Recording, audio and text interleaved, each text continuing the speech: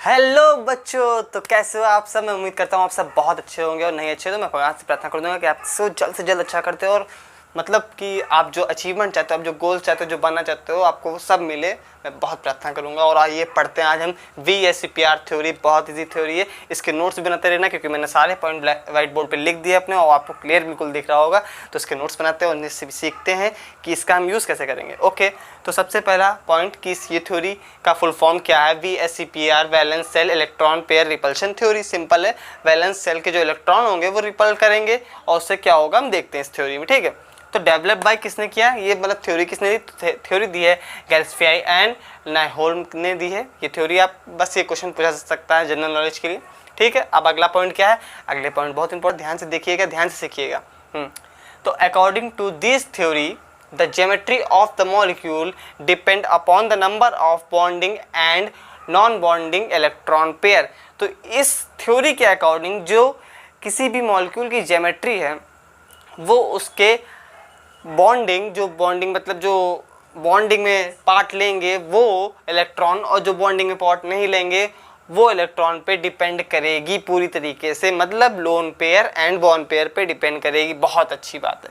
अगला देखते पॉइंट क्या है। These electron are arrange themselves, मतलब ये इलेक्ट्रॉन जो है खुद से जो है अरेंज होते हैं। कैसे, देखो, in such a way that there is minimum repulsion between them and the geometry acquire minimum energy. मतलब ये वहाँ पे ये पॉइंट, यही पॉइंट मेन है कि होता ये है कि ये जो इलेक्ट्रॉन होते हैं बॉन्डिंग इलेक्ट्रॉन या नॉन बॉन्डिंग इलेक्ट्रॉन, जिसे हम लोन पेयर कहते हैं या बॉन्ड पेयर कहते हैं, वो क्या करते हैं आपस में रिपल करते हैं। रिपल माने जैसे कि मान लो एक मैं बस पे हूँ, मैं मान लो बॉन्ड पेयर हूँ। ठीक है, तो मैं एक बस पे चढ़ा, वो बस भरी पड़ी है। ठीक है, तो आगे मान लो मेरे एक बंदा है वो भी बॉन्ड पेयर है और पीछे मेरे एक बंदा है लोन पेयर है, बॉन्ड पेयर है, बॉन्ड पेयर। ठीक है, तो मैं आगे जब जाता हूँ तो वो आगे वाला मुझे धक्का देता है पीछे, और जब मैं पीछे जाता हूँ तो पीछे वाला मुझे आगे धक्का देता है। तो मैं क्या करूँगा, मैं करूँगा ये कि मुझे ये पीछे वाला जो धक्का दे रहा है और ये आगे वाला जो धक्का दे रहा है, इसके बीच में मैं ऐसी जगह पे खड़ा होऊंगा, ना इसको छू पाऊँ ना इसको छू पाऊँ। मतलब इक्वरेट दूरी पर मैं खड़ा रहूँगा और स्टेबल रहूँगा और कम एनर्जी एक्यूरेस करूँगी। यहाँ पे जो पॉइंट है, मतलब कि मैं क्या करूँगा, अगर मैं इसके पास जाऊँगा तो ये मुझे धक्का देगा ना, तो मैं इसे धक्का दूंगा तो एनर्जी का लॉस होगा ना। तो ये चीज़ यहाँ पे इस पॉइंट का मतलब ये है। तो मैं ऐसी जगह खड़ा रहूँगा जहाँ मैं आराम से भैया खड़ा हूँ, ना मुझे पीछे से धक्का पड़ रहा ना मुझे आगे से धक्का पड़ रहा, तो मैं अपनी स्टेबल फॉर्म में हूँ। बहुत अच्छे। अब हम इसके कुछ रूल देखेंगे, इस थ्योरी के क्या रूल हैं जो हमें क्या सिखाते हैं। देखते हैं पहला रूल क्या सिखाता है हमें। पहला रूल कह रहा है कि इफ़ द सेंट्रल एटम, जो सेंट्रल एटम जो आपको पता क्या होता है, जो सबसे कम संख्या में होता, सबसे कम नंबर में होता उस कंपाउंड में, उसे हम सेंट्रल एटम कहते हैं। ऑफ आप सब लोग पहचान जाते हो, इतने होनहार हो तुम सब लोग। Central atom of the molecule is surrounded by bonding electron only, then the geometry of the molecule will be regular.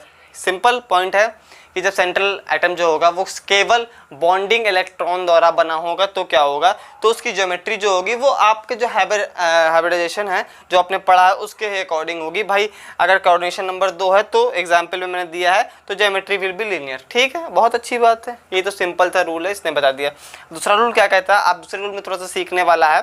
दूसरा रूल कहता है if the central atom of surrounding by both the lone pair and bond pair, मैंने short form में लिख दिया, then the geometry will be destroyed. These destruction occur due to the lone pair bond pair repulsion. अब भैया क्या है, वही repulsion होगा और रिपल्शन होने से उसकी ज्योमेट्री में क्या थोड़ा सा चेंजेस आ जाएगा।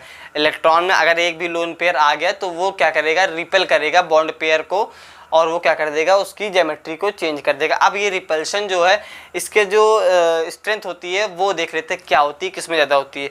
तो बेटा जब लोन पेयर होंगे, ठीक है, तो अब सबसे ज़्यादा रिपल्शन होगा। सबसे ज़्यादा रिपल्शन लोन पेयर और लोन पेयर के बीच होता है। अब एक लोन पेयर है एक बॉन्ड पेयर है तो उसमें थोड़ा सा कम रिपल्शन होगा then lone pair and lone pair. Okay, और जब बॉन्ड पेयर होंगे तो बिल्कुल बहुत ही कम रिपल्शन होगा। सिंपल सा पॉइंट था, हमने सीख लिया। अब आगे के पॉइंट सीखते हैं क्या है। तो तीसरा रूल, एज द इलेक्ट्रोनेगेटिविटी मतलब कि इलेक्ट्रॉन को अपनी ओर अट्रैक्ट करने की strength, electronegativity of the surrounding atoms increase the bond angle decrease. मतलब कि जब इलेक्ट्रोनेगेटिविटी बढ़ेगी सराउंडिंग एटम्स की तो बॉन्ड एंगल डिक्रीज होगा। जैसा कि हमने देखा है ऑर्डर ऑफ इलेक्ट्रोनेगेटिविटी, तो यहाँ पे ज़्यादा है फिर कम, तो बॉन्ड एंगल क्या होगा, कम है, ज़्यादा है। तो यहाँ पे जो इलेक्ट्रोनेगेटिविटी क्लोरीन की क्या है, ज़्यादा है ब्रोमीन से, और उसके आयोडीन से ज़्यादा है, तो वहाँ पे बॉन्ड एंगल कम है भाई, उसका ज़्यादा हो गया। मतलब इलेक्ट्रोनेगेटिविटी बढ़ेगी, बॉन्ड एंगल घटेगा। ठीक है, बहुत अच्छे, समझ में आ गई होगी बात। रूल नंबर 4 क्या कहता है, repulsion between the electron pair in completely filled shell are larger than incompletely filled shell. Simple सी बात है, जिसमें सेल जो होती हैं, वो कोश जो होते हैं, अगर वो पूरे भरे होंगे तो रिपल्शन जो होगा वो ज़्यादा होगा according to incomplete filled cell में। ठीक है, फिल्ड सेल इनकम्प्लीट में कम होगा और जो कंप्लीट होंगे उनमें ज़्यादा होगा। ठीक है, अब रूल नंबर 5 क्या कहता है, 5 कह रहा है bond angle involving multiple bond. अच्छा, मल्टीपल बॉन्ड जो होते हैं वो रोटेशन नहीं कर सकता, आपको पता, जैसे कि एक ये है तो ये रोटेशन कर जाएगा ऐसे से। अभी यहाँ पे दूसरा ऐसे लगा दिया जाए, मान लो ये डस्टर साथ में कर दिया जाए और इसे पकड़ा जाए, तो ये रोटेशन संभव तो नहीं है ना। सही बात, ये बात समझ में आनी चाहिए आपको। अब यही बात इसमें आएगी, bond angle involving multiple bond are generally larger than those of single bond, तो सिंगल बॉन्ड से ज़्यादा होगा, जाहिर सी बात है।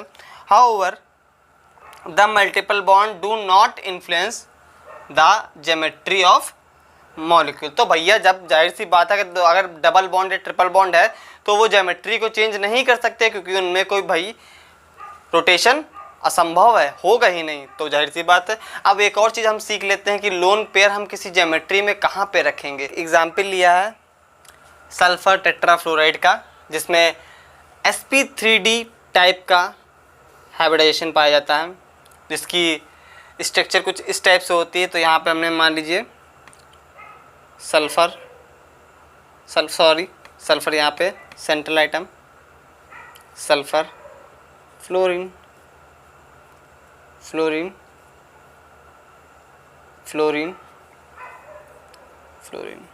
ये आपका लोन पेयर है। सल्फर के पास बाहर कितने होते हैं, 1 2 3 4 5 6, तो भाई एक फ्लोरीन, एक लोन पेयर बचा ना। ठीक है। हाँ, अब ये क्या करेगा भाई, यहाँ पे ये हमने बना दिया ट्राइगोनल बाइपिरामिड है। ठीक है भाई, जाहिर सी बात है sp3d पाया जा रहा है, तो हमने क्या किया, यहाँ पे बना दिया। अब यहाँ पे देखो, ये जो है एक इससे लोन पेयर और बॉन्ड पेयर, मतलब एक लोन पेयर और बॉन्ड पेयर पाया जा रहा है भाई। यहाँ से भी एक lone pair plus bond pair पाया जा रहा है, और यहाँ से भी एक लोन पेयर और बॉन्ड पेयर, क्योंकि ये इस स्थिति में है और ये बीच में गया है, ये बॉन्ड जो गया है ये बीच में गया है, और यहाँ पे आपका सेंट्रल आइटम है।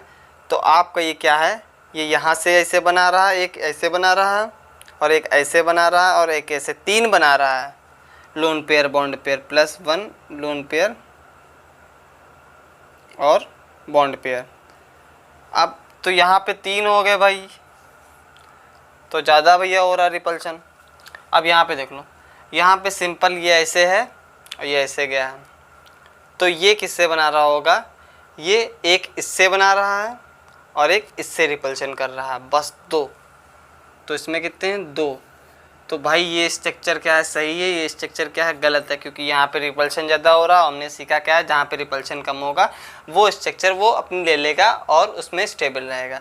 तो ये वीडियो यहाँ पे ख़त्म होती है। वीडियो आपको पसंद आई हो तो वीडियो को लाइक, शेयर और सब्सक्राइब चैनल को कर लो, क्योंकि मैं रोज़ आपके लिए ऐसी वीडियो लाता रहूँगा जो आपके लिए बहुत काम हो। केमिस्ट्री से रिलेटेड कोई भी वीडियो हो जो आपको जाननी हो, जो टॉपिक आपको सीखना हो, कमेंट करके बता दीजिएगा, और आपको जिस लैंग्वेज में सीखना हो मैं सिखा दूँगा। बस आपको हमारे चैनल को सब्सक्राइब करिए, शेयर करिए, लोगों के संग बांटिए, ताकि मुझे मोटिवेशन मिले और मैं और अच्छी वीडियो आप लोगों के लिए बनाता रहूँ।